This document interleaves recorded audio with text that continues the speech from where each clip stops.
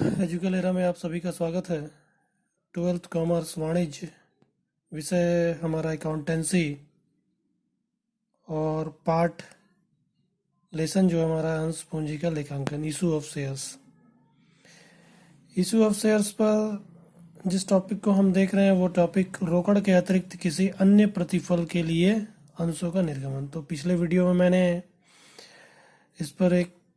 इस टॉपिक पर मैंने 35 नंबर के सवाल को आपको बना के बताया था नवबोध की बुक से।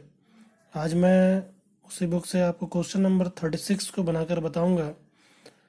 और जो 35 नंबर का जो क्वेश्चन था उसमें आपने तीनों ही केसेस में आपने देखा था कि सम मूल्य पर, डिस्काउंट पर यानी बट्टे पर और प्रीमियम पर यदि अंशों को निर्गमन किया जा रहा है परचेज एंड कंसिडरेशन में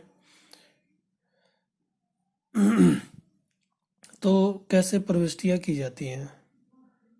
आज हम इस 36 नंबर सवाल को देखेंगे और ये भी एनसीईआरटी की बुक में, एनसीईआरटी में आया हुआ सवाल है। तो ये जो सवाल है वो सवाल आपको डिस्काउंट का है, यानी कि बट्टे का ये सवाल है। तो हम देखते हैं इस सवाल को और बट्टे वाले सवाल के हम प्रविष्टियों को देखते हैं। तो सवाल देखिए, लिखा है बंसल हैवी मशीन लिमिटेड ने हांडा ट्रेडर से 3,20,000 मूल्य की मशीन क्रय की। बंसल हैवी लिमिटेड क्या कर रहा है? हांडा ट्रेडर से 3,20,000 का मशीन क्रय कर रहा है, खरीद रहा है। अब आगे बोलता है कि रुपये 50,000 50,000 रुपये का रोकड़ भुगतान किया गया। बंसल हैवी मशीन लिमिटेड ने क्या किया? इस 3,20,000 में से 50,000 रुपये का भुगतान कर दिया रोकड़ में, कैश में। और शेष राशि जो बाकी की बच जाती है, 3,20,000 में 50,000 तो भुगतान कर दिया, बाकी का 270 यानी 2,70,000 बच जाता है। शेष राशि के लिए 100 रुपये 100 प्रत्येक के अंशों का 90 निर्गमन मूल्य पर किया गया। कह रहा कि बाकी का जो शेष रकम बच जाता है, यानी कि 2,70,000 जो बाकी का देना बच जाता है, उसके लिए क्या करता है? वो अंशों को उसके लिए निर्गमन कर देता, मतलब कि रोकड़ न देकर उसके बदले में अंश दे देता है हांडा लिमिटेड को। बंसल हैवी मशीन लिमिटेड क्या करते हैं? अपनी कंपनी का इसको अंश निर्गमित कर देता है। अब ये बता रहा है कि अंश कैसे हैं। 100 रुपये वाले हैं, एक अंश का दाम 100 रुपये है, प्रत्येक के अंशों का ₹90 निर्गमन मूल्य, मतलब 100 रुपये वाले अंकित मूल्य 100 रुपये है, मगर उसको किस मूल्य पर निर्गमित किया जा रहा है? उसको 90 रुपये पे दिया जा रहा है, मतलब कि डिस्काउंट पे 100 रुपये का 10%, 100 रुपये का 10% 10 रुपये होता है। 10 रुपये डिस्काउंट पर दिया जा रहा है। 100 रुपये में से 10 रुपये जब हम घटा देंगे तो 90 रुपये पे उसको निर्गमित किया जा रहा है। सवाल में आपको बोल रहा है कि 100 रुपये वाले हैं मगर 90 रुपये पे उसको निर्गमित किया जा रहा है, 90 रुपये में उसका निर्गमन मूल्य किया जा रहा है। उपर्युक्त व्यवहारों की रोजमंचा प्रविष्टियां कीजिए, मतलब ये जो उपर्युक्त व्यवहार जो है उनकी क्या कीजिए आप? पंजी प्रविष्टियां कीजिए। तो हम देखेंगे सवाल डिस्काउंट का है, 100 रुपये वाले अंश है मगर 90 रुपये पर उसको निर्गमित किए जा रहे हैं। 10 रुपये कम मूल्य करके निर्गमित किया जा रहा है, छूट दिया जा रहा है कि ठीक है एक अंश का दाम 100 रुपये है, मगर हम क्या करेंगे? उस 100 रुपये वाले अंश को आपको 90 रुपये मूल्य करके आपको दिया जाएगा। तो 90 रुपये कर करके, यानी कि 90 रुपये कर करके उसको पूरा 2,70,000 का अंश के रूप में दिया जाएगा। तो आइए हम इसके सवाल को देखते हैं और उसके कैलकुलेशन को भी हम देखेंगे कि जब डिस्काउंट पर अंशों का निर्गमन किया जाता है तो अंशों की संख्या कैसी निकाली जाती है। क्योंकि जब भी आपको परचेस अदर देन रोकड़ के अतिरिक्त किसी अन्य प्रतिफल के लिए अंशों का निर्गमन, जब भी आपको इस तरह का सवाल आएगा तो आपको वहां पर अंशों की संख्या निकाल के बतानी होगी कि जो कंडीशन है, जो केस है, यानी कि सम मूल्य पे किया जा रहा हो या बट्टे पे किया जा रहा हो या प्रीमियम पे किया जा रहा हो, तो इसमें कितने अंशों का निर्गमन किया जा रहा है। क्योंकि आपको यहाँ पर रकम बता देता है मगर अंश नहीं बताता कि अंश कितने निर्गमित किए जा रहे हैं, तो आपको अंशों की संख्या निकालनी पड़ती है कैलकुलेशन करके। ठीक है। कंसिडरेशन अदर देन परचेज में आपको क्या करना पड़ता है कि आपको वहां पर कैलकुलेशन करके निकालना होता है कि कितने अंश उसको निर्गमित किए जा रहे हैं। तो हम कैलकुलेशन में इसको निकालेंगे कि बट्टे पर जो 90 रुपए पर निर्गमित किया जा रहा है, कितने अंशों को निर्गमित किया जा रहा है। तो अभी आप इसका कैलकुलेशन थोड़ा सा देखिए। तो ये हमारा कैलकुलेशन है इसका, ठीक है। तो कैलकुलेशन हम देखते हैं, मशीन कितने का क्रय किया, मशीन 3,20,000 का क्रय किया।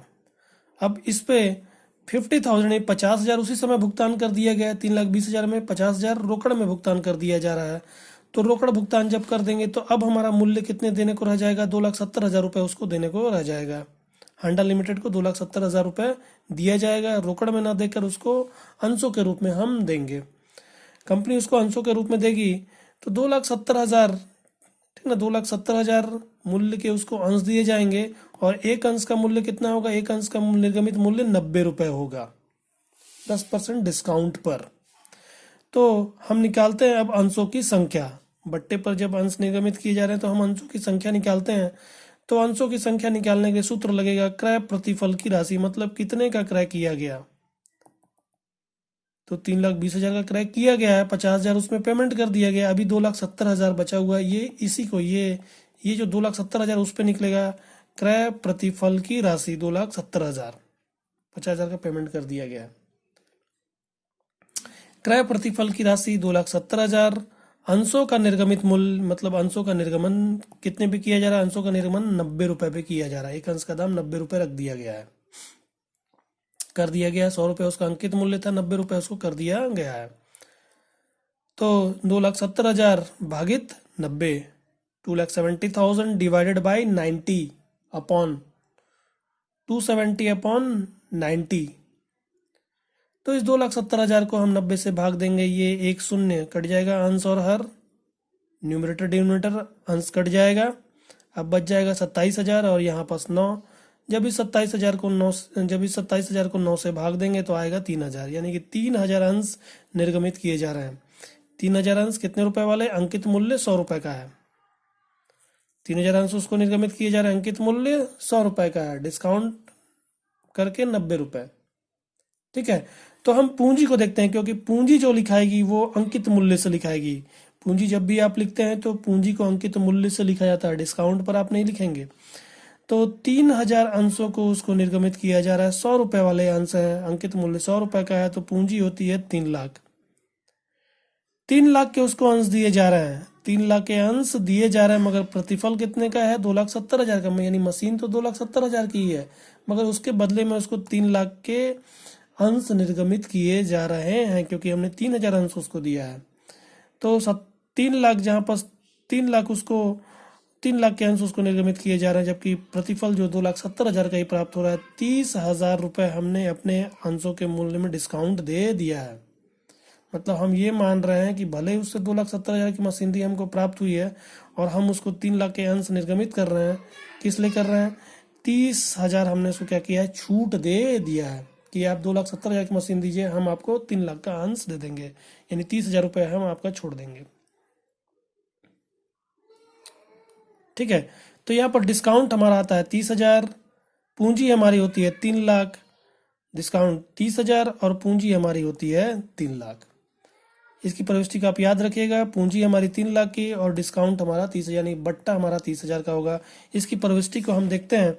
तो ये हमारा कैलकुलेशन था इसका। आप कैलकुलेशन को इसको देखिए पूरा किस तरह कैलकुलेशन करेंगे। 3,20,000 का हमारा मशीन था, उसमें 50,000 का पेमेंट कर दिया, 2,70,000 और देना है। 2,70,000 किस तरह देंगे, 2,70,000 हम अंशों के रूप में देंगे। तो क्रय प्रतिफल 2,70,000 और निर्गमित मूल्य 90 रुपए का डिस्काउंट पर दे रहे हैं, तो उसके हिसाब से निर्गमन मूल्य के हिसाब से 3,000 अंश निर्गमित किए जाएंगे। 3,000 अंश निर्गमित किए जा रहे हैं, तो 3,000 अंश का पूंजी के रूप में कितना होता है, 3,000 अंश जारी कर रहे हैं, 3,000 अंश निर्गमित कर रहे हैं, उसका मूल्य अंकित मूल्य 100 रुपये है, तो 3 लाख रुपए हमारी पूंजी में जाएगी। 3 लाख रुपए पूंजी में जाएगी, मगर उसको देना चाहिए था 2,70,000 ही, ठीक है। 2,70,000 के अंश देने चाहिए थे, मगर 3 लाख के अंश दे दिए। 30,000 रुपये हम छूट के रूप में दे रहे हैं, यानी अपने मूल्य को हमने कम कर दिया है। तो ये हमारा कैलकुलेशन हो गया। इसके बाद हम अब इसके सवाल को हल करते हैं, पंजी प्रविष्टि करते हैं। तो पंजी प्रविष्टि में हम देखेंगे पहले मशीन क्रय करने का, क्योंकि मशीन एक खरीदी गई है। किससे मशीन खरीदी गई है? हांडा लिमिटेड से, हांडा ट्रेडर से हमने एक मशीन खरीदा है। ठीक है, कितने का? 3,20,000 का, और तुरंत ही क्या कर दिया है? 50,000 का पेमेंट कर दिया है। तो हम प्रविष्टि करेंगे पहले हांडा लिमिटेड से मशीन खरीदने का और पेमेंट करने का 50,000। तो मशीन इस बंसल हैवी मशीन लिमिटेड की पुस्तकों में पंजी प्रविष्टि कर रहे हैं। बंसल हैवी मशीन लिमिटेड की पुस्तकों में पंजी प्रविष्टियां।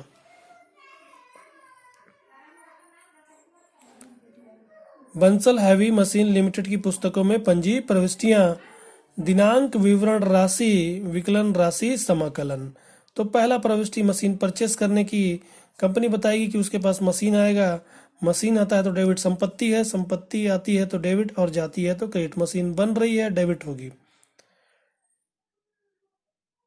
ठीक है, मशीन खाता डेबिट, मशीन आ रही है बंसल लिमिटेड के पास, मशीन खाता डेबिट, पेमेंट होगा, बैंक से पैसा जाएगा, बैंक खाता से। पैसा आता तो हम क्या करते हैं? जब रोकड़ आता है तो रोकड़ खाता डेबिट करते हैं, जब रोकड़ जाता है तो रोकड़ को क्रेडिट करते हैं। यहाँ पास पैसा जा रहा है 50,000 रुपये। बंसल हैवी मशीन लिमिटेड क्या कर रही है? पैसा देगी किसको? हांडा को। ठीक है, तो मशीन खाता डेबिट और बैंक खाता से। और नीचे क्योंकि पूरा पेमेंट हम नहीं कर रहे हैं, 50,000 ही पेमेंट कर रहे हैं, तो बैंक को 50,000 से दिखा जाएगा। बाकी का शेष 2,70,000 रुपये देना बाकी है। बाद में देंगे, किस रूप में देंगे? अंश के रूप में देंगे। तो हमको हांडा ट्रेडर्स को क्रेडिटर बनाना पड़ेगा। जब भी किसी को पैसा देना होता है तो उसको क्रेडिटर बनाना पड़ता है। यदि आप उस समय पे पैसा नहीं दे रहे, बाद में दोगे, तो आपको उसको क्या करना पड़ेगा? पहले क्रेडिटर अपना बनाना पड़ेगा। तो हम यहाँ पास हांडा ट्रेडर्स को अपना क्रेडिटर बनाएंगे, जो विक्रेता है, वेंडर है। मशीन खाता डेबिट, बैंक खाता से और हांडा ट्रेडर्स से। मशीन 3,20,000 की, 50,000 का पेमेंट और 2,70,000 रुपये और दिया जाएगा। नरेशन लिखेंगे 3,20,000 की मशीन क्रय की गई एवं 50,000 रोकड़ भुगतान किया गया। तो ये हमारा पहला मशीन परचेस करने की प्रविष्टि हो गई। अब उसके बाद क्या किया जाएगा? अंश निर्गमित करने का प्रविष्टि किया जाएगा। तो आप देखेंगे हांडा ट्रेडर्स को हमने क्रिएट करके रखा है, यानी कि बताया है कि हांडा ट्रेडर्स को 2,70,000 रुपये देने हैं। उसके एवज में हम क्या करेंगे? अब उसको अंश निर्गमित करेंगे। तो हांडा ट्रेडर्स को हमने क्रेडिटर करके यानी क्रिएट करके उसको रखा हुआ है। आज जब उसको अंश दे दिया जाएगा तो उसको डेबिट करना पड़ेगा। ठीक है, तो यहाँ पास ये क्रेडिट है, अब इसको डेबिट करते हैं। हांडा ट्रेडर्स डेबिट, क्रेडिट था, डेबिट हुआ। हांडा ट्रेडर्स डेबिट 2,70,000, 2,70,000, और ये पूंजी के रूप में बन रही क्योंकि हम अंश उसको निर्गमित कर रहे हैं। तो ये अंश जब निर्गमित करेंगे तो क्या कहेंगे? उसको हम पूंजी के रूप में बना रहे हैं, यानी कि वो जब उसको अंश दिया जाएगा तो फलाना व्यक्ति क्या होगा? मालिक हो जाएगा। और मालिक जो हो रहा है वो किस रूप में इस मशीन को दे रहा है? मशीन दे रहा है। अगर ये कैश देता तो क्या होता? ये कैश पूंजी के रूप में होता। तो वही मशीन को यानी कि कैश के बदले में हम मानते हैं कि उसने क्या किया? मशीन हमको दे दिया है, जिसको हम पूंजी के रूप में लिखेंगे अंश पूंजी खाता से, यानी कि उसकी पूंजी बन रही है।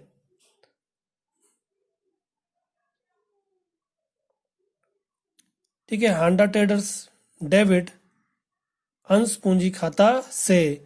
आप देखेंगे 2,70,000 से यहाँ क्रेडिट किया था, 2,70,000 से इसको डेबिट करेंगे, और पूंजी जो बनेगी वो कितने से बनेगी?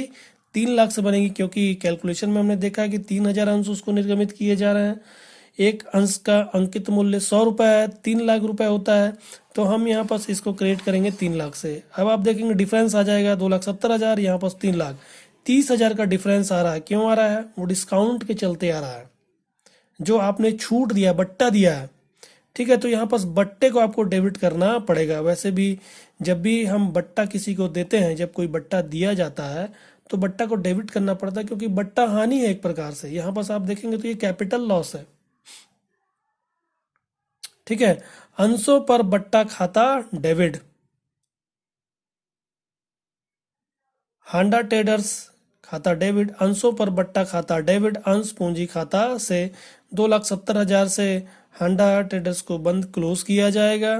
30,000 का बट्टा दिया गया है और पूंजी बनती है 3,00,000 से। 3,000 अंश को 10% बट्टे पर निर्गमन किया गया। तो ये हमारी पूरी प्रविष्टि थी। मशीन को परचेस किया, फिर उसके बदले में क्या किया? अंश निर्गमित किया गया। तो इतनी ही प्रविष्टि करनी थी।